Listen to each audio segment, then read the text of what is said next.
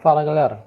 Agora vamos começar a ver, né, consequências, né, das ideias que a gente viu sobre os princípios de propagação, sombra e por aí vai, né? Primeira ideia relevante que a gente consegue explicar com esses princípios são os eclipses, né? O eclipse lunar e o eclipse solar, né? O que é isso? O eclipse de alguma coisa é quando você não vai ver mais ela, tá? Nesse contexto aqui, pelo menos é isso. Então, o eclipse lunar, o eclipse da Lua, é quando você não consegue mais enxergar a Lua, né? Então, imagina que o sistema solar, de forma simplificada, você tem o Sol, a Terra e a Lua, né? A Terra tem um movimento de translação em torno do Sol, né? Mas a Lua também tem um movimento de translação em torno da Terra, não é isso? Então, assim, simultaneamente esses dois movimentos estão acontecendo. Pode acontecer da Terra ficar entre o Sol e a Lua, ou seja, a Terra é um objeto opaco, né? A luz do Sol não consegue atravessar a Terra. Então pode acontecer de ter uma região de sombra atrás da Terra, fazendo com que a luz não chegue na Lua, né? Isso significa que você não vai conseguir enxergar a Lua estando na Terra nessa situação, que é o que está acontecendo aqui, ó. Essa região aqui é uma região de sombra, né? Ou seja, a Lua aqui, ela está na sombra. Se ela está na sombra, você não vai conseguir enxergar ela, tudo bem? Então é uma situação de eclipse lunar, tudo bem? Ou seja, o eclipse lunar acontece quando a Terra está entre o Sol e a Lua, tudo bem? Bom, é importante reparar que o Sol é uma fonte extensa, tá? Ela não é uma fonte pontual, ok? Em relação, pelo menos, à Terra não vai ser. E o eclipse solar? O eclipse solar é quando, ó, imagina que a Lua girando, ela chegou do outro lado, ela ficou entre o Sol e a Terra, tudo bem? Quando isso acontece, né? E eu desenhei aqui de uma forma mais detalhada, né? Aqui eu não coloquei, por exemplo, as regiões de penumbra e de sombra porque não é muito relevante, né? O eclipse lunar ele vai ser quando você não enxerga totalmente a Lua, não é? Ou então também tem o eclipse parcial, o eclipse lunar parcial. Imagina que a Lua, ao invés de estar aqui, ela esteja aqui, ó. Só essa partezinha que eu estou reforçando aqui que você não vai enxergar nela, então você vai enxergar apenas uma parte da Lua. Isso pode acontecer também, ok?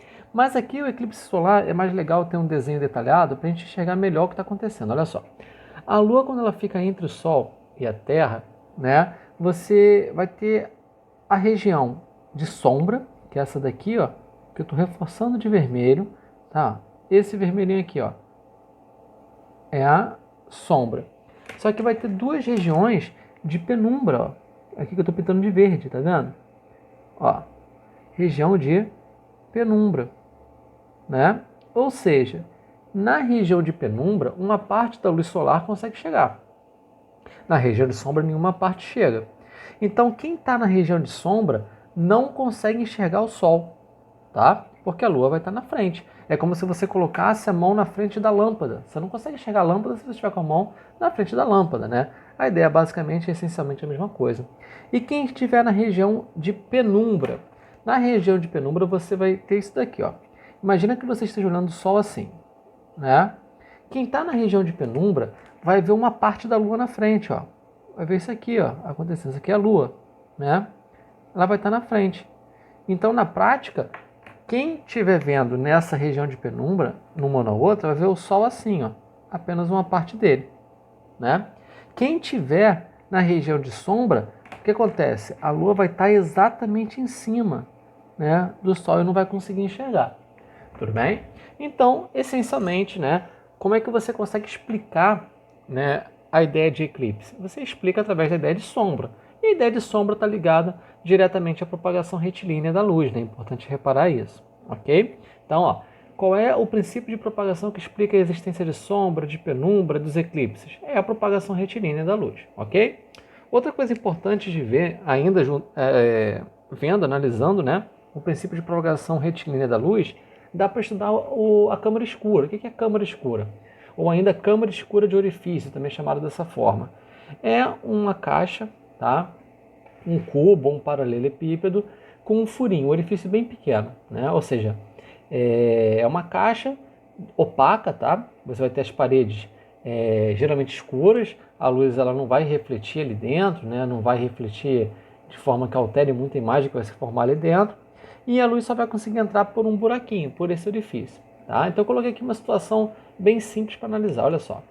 Imagina que tenha uma câmara com esse orifício aqui e uma vela, tá? Bom, a vela está mandando luz para tudo quanto é lugar na chama dela, né? E vamos supor que está na Terra, né? Está sendo iluminada por outras coisas, então vai ter luz também saindo aqui da parte da base dela, né? Ela está sendo iluminada por outros raios de luz, né? Então, assim, a luz está indo para tudo quanto é lugar, mas para o interior da caixa só vai entrar pelo orifício, tá? Só pelo aquele buraquinho.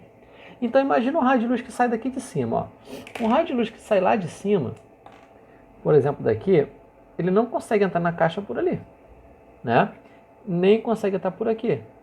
Pelos verdes não entra, só consegue entrar pela abóbora, só pelo buraquinho que você vai ter aqui. Então você repara que se ele só consegue entrar dessa forma, o raio de luz que vem lá de cima vai parar lá embaixo. De forma análoga, olha só, o raio de luz que vem daqui de baixo, ele não consegue entrar na caixa por outro lugar, senão pelo orifício.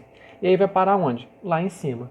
Então você repara que aqui dentro você vai ter uma imagem invertida, porque o raio de luz que vai de cima vai para baixo, o que vem de baixo vai para cima, então inverte a imagem. Então você vai ter uma imagem se formando dentro da câmara escura de orifício invertida, ok? Isso em todas as dimensões, tá? Então a parte de cima vai para baixo, a parte de baixo vai para cima, a parte da direita vai para a esquerda e a parte da esquerda vai para a direita.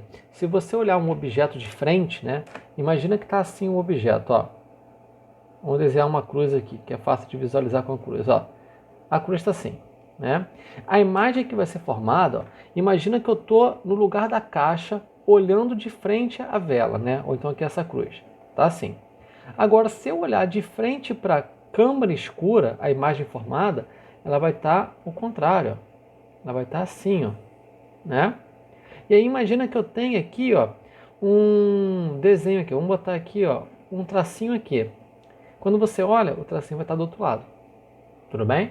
Ela inverte verticalmente e horizontalmente também, ok? Bom, e aí você repara o seguinte, ó, se isso daqui tiver numa vertical, isso aqui numa vertical também, essas duas retas, né, são retas, ó, concorrentes que você vai ter, né? E aí você vai ter aquelas relações de alternos internos, não, esse ângulo aqui vai ser alterno interno desse, esse ângulo aqui vai ser alterno interno desse, né? E esse daqui, esse ângulo aqui, ele é oposto pelo mesmo vértice que esse. Então você vai ter um triângulo 1 e um triângulo 2, que tem três ângulos iguais. Então eles são triângulos o quê? Semelhantes, ó. Triângulo 1, triângulo 2. Eu coloquei, né, virados com a pontinha para cima, vai ficar fácil de visualizar. Qual é a base desse triângulo 1? É o tamanho do objeto. Qual é a base desse triângulo 2? É o tamanho da imagem. Qual é a altura desse triângulo 1? É a distância do objeto até a câmara escura, né? Então, eu chamei de P. Qual é a altura desse triângulo 2? É a distância que você tem do início da câmara escura até o final, que eu chamei de P', né? E aí, semelhança de triângulo. Ó, base está para base, né? Ó, I sobre O, igual a altura sobre outra altura, P' sobre P, né? Aí você vai ter essa relação aqui, que é uma semelhança de triângulo, né, que é muito comum de acontecer na câmara escura, tudo bem? E aí a aplicação direta disso daí, ó. Um prédio de 50 metros de frente a uma câmara escura de 6 centímetros de profundidade, tá? Quer dizer, está de frente, né? Era para ter escrito dessa forma. Se a imagem formada do prédio é de 3 centímetros, determine a distância entre o prédio e a câmara, né? Então, olha só, esse aqui é o tamanho do objeto, ó, né? Isso aqui, a câmara escura tem 6 centímetros de profundidade, então isso aqui é o P'. E a imagem formada é de 3 centímetros, então I é de 3 centímetros. Determina a distância entre o prédio e a câmara, né? Então vou aplicar aqui a fórmula, I sobre O. Então, 3 sobre o tamanho de O, 50 metros? Não, né? Eu tenho que botar na mesma unidade, vou botar em centímetro. Ó. 50 metros, 500 decímetros, 5.000, né? Centímetros.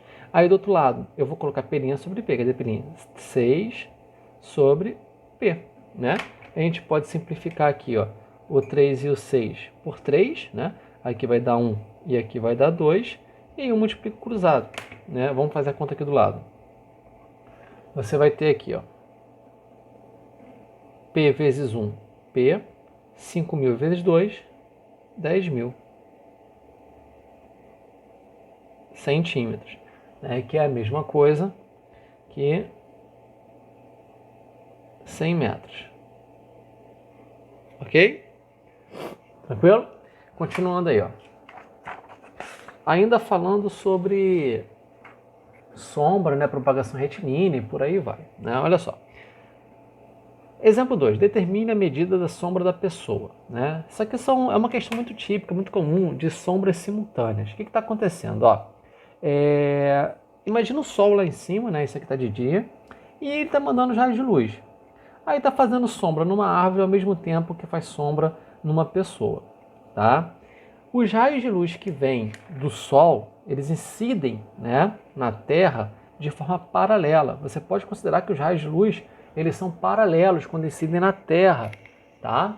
Isso porque a Terra está muito longe do Sol, tá? Então, assim, a dispersão dos raios luminosos, né, ela é muito pequenininha nessa distância toda que a gente vai ter. O ângulo entre um e o outro é muito pequeno. Então você pode considerar como se eles fossem paralelos mesmo. E aí você vai reparar o seguinte, ó, você vai ter de novo triângulos semelhantes. Aqui, ó, vertical, chão horizontal, né? E aí você vai ter esse ângulo aqui igual a esse ângulo, e aqui você vai ter uma vertical fazendo 90 graus também, né? São retas paralelas, uma reta concorrente aqui, tudo bem? Então esses aqui são ângulos correspondentes, tudo bem? Então aqui você vai ter o triângulo 1, triângulo 2, ó. Triângulo 1, triângulo 2. A base desse triângulo é a sombra desse cara, vamos chamar de sombra 1. Aqui é a sombra da pessoa, vamos chamar de sombra 2.